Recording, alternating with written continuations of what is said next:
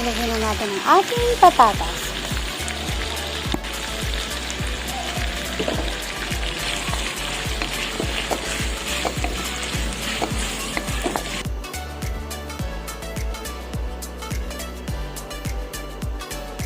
Sa mga hindi pa nakasubscribe, subscribe na po kayo.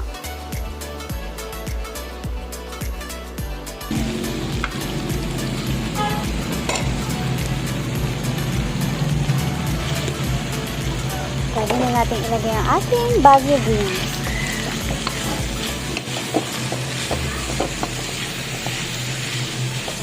O diba guys, napakasimpleng recipe lang, pero mas masarap at mas pina-level up na corned beef.